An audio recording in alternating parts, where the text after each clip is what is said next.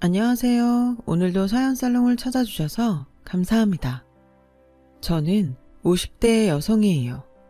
어릴 적에 아버지가 돌아가셔서 제가 대학에 갈 때까지 엄마와 둘이 살았어요. 엄마는 저를 위해서 안 해본 일이 없을 만큼 무척이나 열심히 사셨어요. 그러다가 제가 대학에 들어가고 집에 여유가 생기기 시작했고 엄마도 좋은 분을 만나셔서 늦은 나이지만 재혼을 하셨어요. 새아버지도 오래전 혼자 되신 분이었는데 자식들은 해외에 산다더군요. 저는 엄마가 행복을 찾으신 것 같아서 다행이라고 생각했어요. 저만 생각하고 고생하셨던 엄마가 더는 저 때문에 마음 쓰는 일이 없게 하고 싶었어요. 제가 간호학과라 다른 과처럼 놀러 다닐 새가 없이 학교 공부에만 열중해야 했어요. 그리고 국가고시에 합격한 후 어느 중형병원에서 일하게 되었죠. 저는 병원 근처에 작은 방을 얻어서 자취를 하면서 한 달에 한 번이나 두 번 주말에 엄마를 찾아가곤 했어요. 그때마다 새아버지도 저를 반갑게 맞아주셨고 저도 잘 하려고 노력했습니다. 무엇보다 엄마가 편안해 보이고 여유가 생긴 것 같아서 좋았죠. 엄마는 제가 빨리 결혼하기를 바라셔서 여기저기 선자리를 가져오셨어요. 이 사람은 아주 성실하고 직업도 괜찮대. 이번 주말에 한번 만나볼래? 난 아직 일하는 게 좋아. 누구 만날 만큼 병원이 한가하지도 않고. 몇 번이고 거절했지만 엄마는 계속 선자리를 권유하셨고 저는 매번 싫다고 하는 것도 불편해져서 점점 집에 가지 않게 됐어요. 그러다 보니 친구들하고 있는 시간이 더 많아졌죠.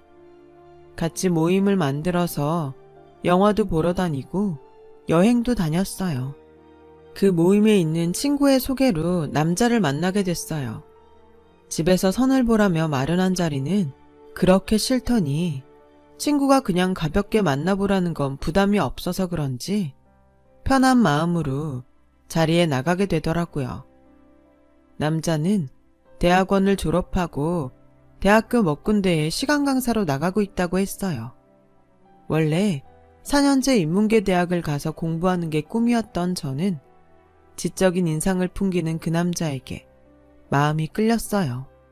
대학 교수로 자리 잡는 게 꿈이라는 그 사람 말도 너무 멋있게만 들렸고요. 몇 번 만나고 난 후 남자가 사귀자고 하더군요. 서연씨, 혹시 마음에 든 사람 있어요? 없으면 마음 먹고 계속 만나고 싶어요. 저는 두 말 않고 좋다고 했어요. 마음에 두고 있는 사람이 만나자고 하는데 싫다고 할 이유가 없었으니까요. 저와 그 사람은 1년 넘게 만나면서 서로를 알아갔어요. 그 사이에 싸우는 일도 거의 없었고 성격도 잘 맞고 취향도 비슷했어요. 자연스럽게 그 사람이 저희 집에 인사를 왔고 저도 남자 집에 인사를 가게 됐죠. 남자 어머니가 편한 느낌은 아니었지만 아직 낯설고 남친 어머니니 그러려니 했어요. 그러다가 남자가 먼저 결혼 얘기를 꺼내더라고요. 저도 언젠가는 결혼할 거라고 생각하고 있어서 당연하게 받아들였죠. 저희가 결혼 준비를 시작하고 얼마 안 돼서 남자 어머니가 저를 부르셨어요. 우리 성훈이 대학 교수로 자리 잡겠다고 하지만 나는 우리 아들이 다른 가능성도 열어두고 있었으면 좋겠어. 그래서 말인데 간호사면 연봉이 그렇게 높은 편은 아니지? 우리 애 얼마나 뒷받침해 줄 수 있는지 궁금해서 그래. 이런 말이 불편하겠지만 다른 일도 아니고 결혼이야. 집안에 새 식구가 들어오는 거고 내 아들 장래에 얼마나 도움이 될지 알고 싶은 건 당연하잖아? 저도 성훈 씨가 원하는 일이라면 뭐든 잘할 수 있게 해주고 싶어요. 하지만 교수가 되는 것도 포기하지 않았으면 좋겠어요. 지금까지 그걸 목표로 삼고 왔으니까요. 어쨌든 너도 우리 애 하는 일이 뭐가 됐든 지원해줄 생각이 있다는 거지? 그런 마음이면 됐다. 성훈이가 간호사인 애를 뭐가 좋다고 그렇게 만나나 궁금했는데 좀 마음이 놓이네. 조금 기분이 상하긴 했지만 제가 그 사람에 비해 학벌이 뒤지는 건 사실이니까 부모 입장에선 그럴 수 있다고 생각했어요. 상견례 때 혹시라도 남자 어머니가 제 직업을 얕보는 말을 해서 엄마에게 상처를 줄까봐 걱정했는데 다행히 그런 일 없이 무사히 끝났죠. 저희는 많은 사람들의 축복 속에서 결혼식을 치렀어요. 신혼생활도 다른 부부들처럼 평범한 날들이 이어졌어요. 그렇게 8개월 정도 지났을 때 시어머니가 갑자기 제가 일하는 병원에 찾아오셨더군요. 얘, 너 대출 좀 받을 수 있니? 성훈이가 사업을 하게 될 것 같다. 네? 그게 무슨 말씀이세요? 그 사람 저한테는 아무 말 없던데요? 내가 지금 얘기하러 왔잖아. 진짜 괜찮은 사업이 있어서 준비 중이니까 그렇게 알고 너도 자금 좀 마련해 놔라. 어안이 벙벙해서 제대로 대답도 못하고 다시 병원으로 돌아왔어요. 환자들을 보면서도 하루 종일 시어머니가 한 말이 머릿속을 떠나지 않았죠. 저는 집에 돌아오자마자 남편에게 사업을 시작하냐고 물었고 남편은 그럴 거라고 태평하게 대답했어요. 그런데 왜 나한텐 얘기 안 했어? 오늘 어머니가 갑자기 병원 오셔서 당신이 사업할 거라고 하는데 얼마나 놀랐는지 알아? 당신이 내가 교수 되는 걸 너무 바라니까 다른 일 할 거라고 선뜻 말을 못 하겠더라고. 그래서 어느 정도 준비를 한 다음에 얘기를 하면 좋을 것 같았지. 내가 먼저 얘기했어야 되는데 미안해. 당신이 교수가 되길 바란 건 당신이 그렇게 말했기 때문이었어. 내가 교수에 욕심을 냈던 것도 맞지만 당신이 하고 싶은 게 있다고 하면 당연히 그걸 하라고 하지 못하게 하겠어? 그러니까 앞으로는 어머니 통해서 듣게 하지 말고 당신이 직접 나한테 얘기해줘. 당신 일인데 남한테 듣는 건 좀 그래. 알았어. 나도 생각이 짧았던 것 같네. 그렇게 할게. 그리고 이해해줘서 고마워. 저는 남편이 무슨 사업을 할 건지 물어봤어요. 그랬더니 건축 관련 일이라고 하더군요. 남편의 전공은 사회과학 쪽이라 너무 동떨어진 일 같아서 걱정이 되더군요. 하지만 남편은 불안해할 필요 없다며 큰 소리를 쳤어요. 나한테도 다 소스가 있어. 그냥 시작하는 거 아니라고. 당신은 돈이나 넉넉히 준비해도 처음엔 자금이 좀 들어가니까. 그렇다고 저한테 있는 불안이 완전히 사라진 건 아니었지만 너무 부정적으로 보면 기죽는 게 아닌가 싶어서 입을 다물었죠. 저는 다음 날로 은행에 가서 대출을 신청했고 돈을 받자마자 남편 통장에 바로 넣어줬어요. 남편도 좋아했고 시어머니도 저한테 전화해서 잘했다며 평소 하지 않던 칭찬을 막 하시더라고요. 저는 저하고 남편 사이의 일을 시어머니가 다 알고 있는 것 같아서 썩 기분이 좋지는 않았지만 제가 예민하게 구는 것처럼 보일까봐 그냥 제가 도울 수 있는 게 있으면 최대한 돕겠다고만 했어요. 남편은 점점 집에도 늦게 들어왔고 얼굴을 보기 힘들어졌어요. 사업을 시작해서 바쁜 건 알겠지만 저도 병원에서 일을 하다 보니 전보다 못 보는 날이 더 많아지더군요. 그러면서 남편은 제게 또다시 사업 자금을 요구했고 마지막이라는 심정으로 저는 한 번 더 대출을 받았어요. 남편은 옷차림도 화려해지고 말투도 바뀌고 점점 변해갔어요. 저는 남편이 못 갚는 대출 이자를 갚으려 이직을 해서 일을 하느라 정신이 없었어요. 가끔 남편에게 언제부터 대출금을 줄 수 있는지 물어봐도 아직은 초기 단계라서 들어가는 돈이 많다는 답만 하더라고요. 저는 계속 야간 근무도 서고 남들이 못한다는 일도 맡아서 하느라 건강이 점점 나빠졌죠. 돈 한 푼 집에 갖다 주지 않는 남편 때문에 대출금 갚고 생활비까지 대려니 일을 늘릴 수밖에 없었거든요. 그때까지만 해도 앞으로 나아질 거라는 희망을 갖고 있었죠. 그런데 시어머니가 또 병원 일하는 시간에 와서 돈을 더 달라고 요구하시는 거였어요. 더는 안 돼요, 어머니. 지금 2번 대출한 것도 원금도 아직 못 갚았는데 여기서 어떻게 더 돈을 구해요? 그리고 왜 사업자금 얘기를 그 사람이 아닌 어머님한테 들어야 되는지 모르겠어요. 돈을 대던지 안 대던지 제가 그 사람하고 얘기해서 정했으면 해요. 라고 하자 시어머니의 안색이 확 달라지더군요. 너는 고작 한다는 일이 간호사면서 어떻게 그렇게 네 남편하고 맘먹으려고 드냐? 하는 일이 시원찮으면 돈이라도 따박따박 내줄 능력은 되고서 뭘 따져도 따질 일이지. 정말 우스워서 못 봐주겠네. 라더니 저한테 남편 안 되면 너는 팔자가 편할 것 같냐는 둥 막말을 퍼붓고 가는 거였어요. 저는 처음 듣는 험한 말들에 너무 놀라서 손이 다 벌벌 떨렸어요. 아무리 시간이 지나도 놀란 마음은 진정이 되지 않더라고요. 이대로 있다간 환자한테 실수하겠다 싶어 결국 조퇴를 하고 집으로 돌아와서 누워있다가 잠이 들었어요. 얼마나 지났는지 큰 소리에 잠이 깨어 보니 남편이 잔뜩 화가 나 있더군요. 너는 남편이 밖에서 힘들게 일하고 들어오는데 잠이 오냐? 이건 받쳐줄 배경이 있는 것도 아니야. 그렇다고 돈 필요할 때 착착 내주는 것도 아니야. 대체 뭐 하는 사람이야, 당신? 지금 말 다 했어? 그럼 내가 대출받아서 준 돈은? 당신은 그런 돈 대출받을 능력도 없어서 나한테 손 벌린 거잖아. 네가 내가 하겠다고 하는 일에 힘껏 돕겠다며. 그러면 약속한 대로 잘해야 되는 거 아니야? 뭐야 이게? 한참 돈 필요할 때 사람 힘들게 만들기만 하잖아. 대체 그 사업이 어떤 거야? 나도 좀 알자. 나한테 제대로 설명한 적도 없잖아. 나도 내가 준 돈 어디에 어떻게 쓰였는지 이젠 좀 알아야겠어.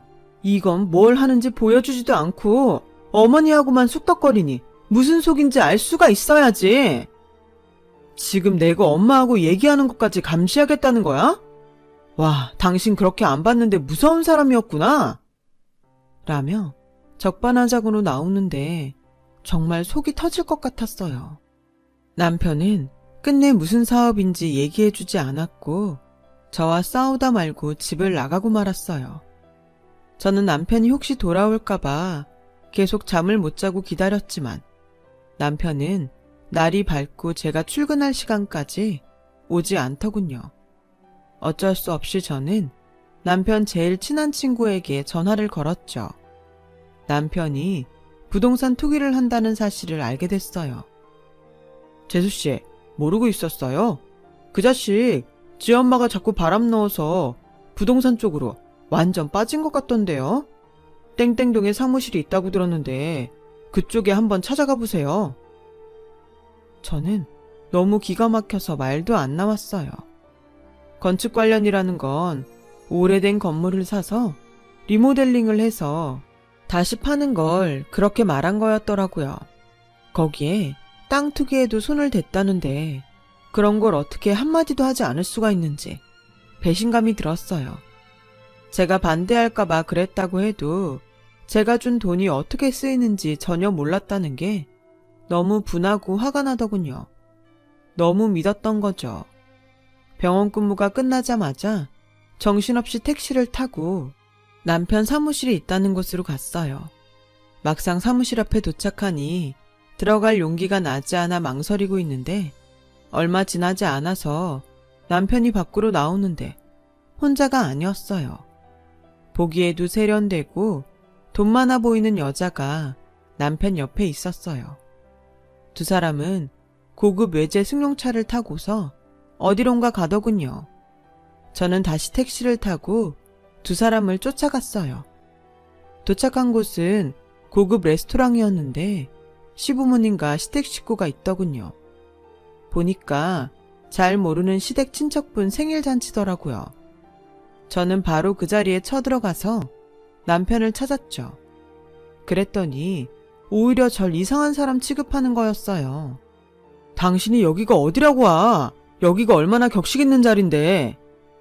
그러면 당연히 내가 와야지. 이 여자는 누구야? 내 사업 파트너야. 여기서 소란 피우지 말고 잠깐 나가. 라고 했고 시어머니까지 와서 절더러 나가자고 하더군요. 이런 자리는 아무래도 성훈이한테 더 걸맞는 사람이 좋겠다 싶어서 오늘 하루 세영씨한테 부탁했어. 근데 네가 이러면 어떡하니? 라는 시어머니 말에 정말 더는 할 말을 잃었어요. 친척 생일잔치가 그렇게 격식 있는 자리인가요? 그날로 짐을 싸서 친구 집으로 갔어요. 며칠이 지나도 남편은 절 찾지 않고 다 끝났다는 걸 직감했어요. 저도 3년간 아이가 생기지 않을 정도로 지칠 대로 지쳐 있었어요. 결국 친정으로 들어갔고 얼마 후 이혼 서류가 도착했죠. 그런데 이 사람들이 이혼 서류에 도장 찍고 나니 연락을 끊어버린 거예요. 남편이 사업자금으로 받아간 대출금은 고스란히 다 제가 갚아야만 했어요. 남편도 시댁도 다 이사를 가버렸고 저는 혼자서 발만 동동 구르는데 새아버지가 어떻게 아셨는지 제게 통장을 건네셨어요. 이거 어차피 너에게 주려던 건데 좀 일찍 받는다고 생각해라. 이렇게 많은 돈을 왜 저한테 주세요? 괜찮아요. 저 일도 할 수 있고 좀 힘들어서 그렇지 제가 다 갚을 수 있어요. 나는 너를 내 친자식처럼 생각하고 있어. 자식이 힘든데 그 정도도 못 해주냐? 결혼하고 지금까지 돈 갚는다고 고생만 했는데 받아둬라. 새아버지의 진심 어린 말씀에 눈물이 터지고 말았어요. 몇 번이고 고맙다고 했고 그 돈으로 대출금을 갚았어요.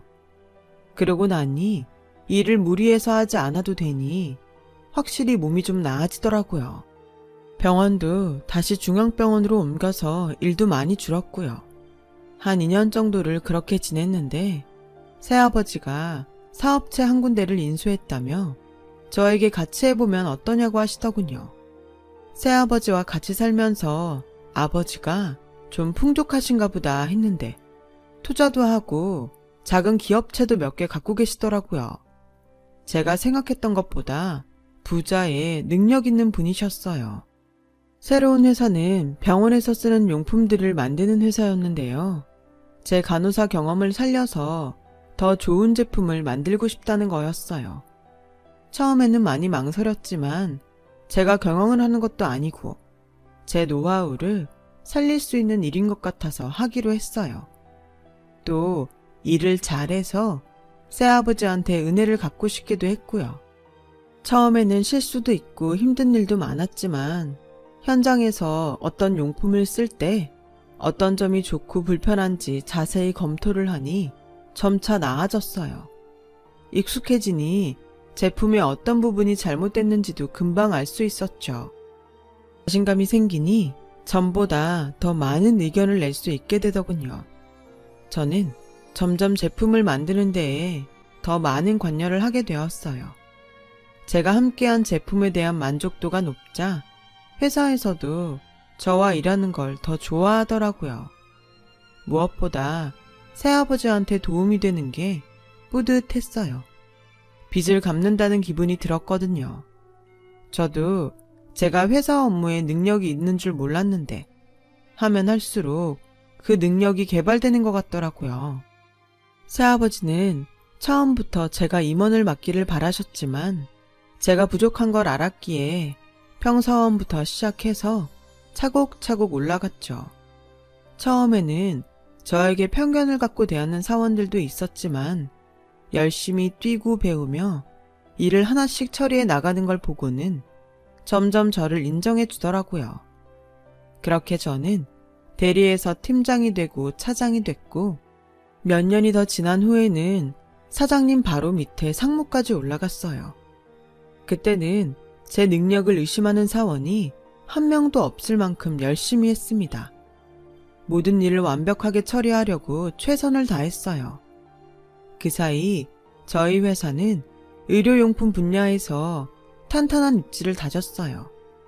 새아버지는 제가 많은 기여를 했다며 칭찬하시고 앞으로도 잘 부탁한다고 하셨어요. 그즈음 회사가 새로운 사옥 부지로 구입한 건물이 있었거든요. 좀 복잡한 일이 생겼지 뭐예요.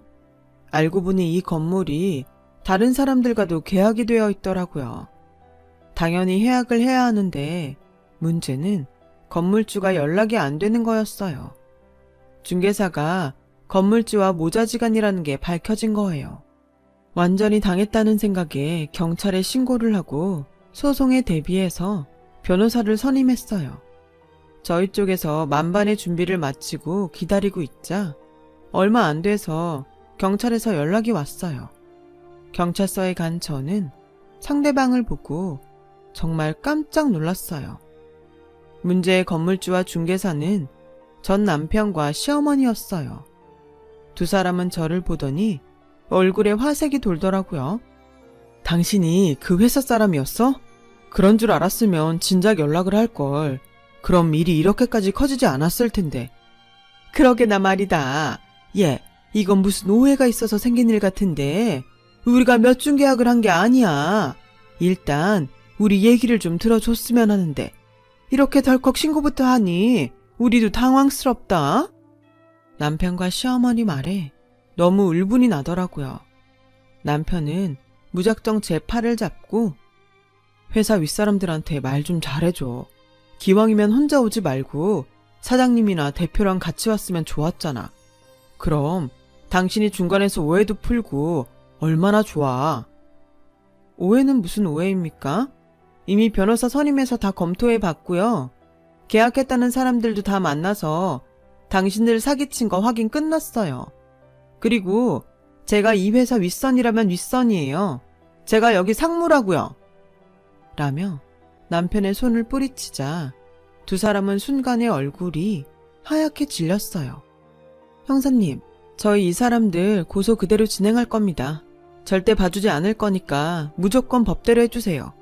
제가 아니어도 사기당한 분들이 가만 안 두겠지만 이제 곧 저희 쪽 변호사 올 거니까요. 저쪽에도 변호사 얼른 선임하라고 말씀해 주세요. 라고 경찰에게 말하고 나오려고 하자 시어머니가 제 앞을 가로막고 서더라고요. 이러고 가면 어떡하니? 우리가 오해라고 했잖아. 서로 풀 게 있으면 차근차근 대화로 풀어야지. 이러면 안 되지.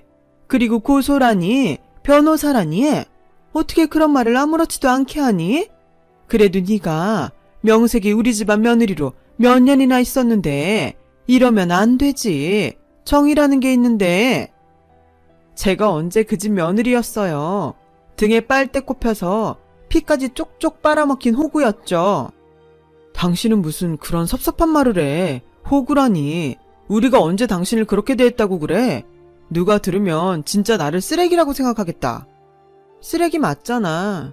처음에는 교수 되겠다더니 갑자기 사업한다며 지 마누라한테 대출받게 만들고 계속 돈 끌어쓰다가 더 이상 나을 거 없으니까 그냥 버렸지. 그 정도면 내가 호구 맞지 않나?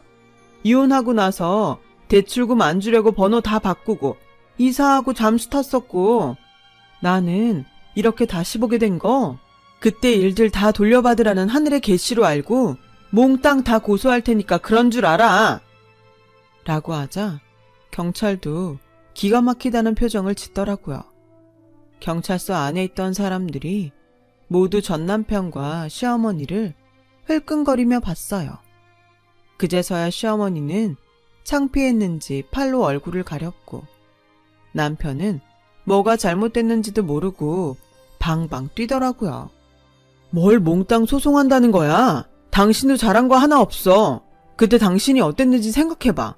초라하고 볼품없고 그런 사람이 잘 사는 친척 모임에 가면 내 이미지가 어떻게 될 것 같아?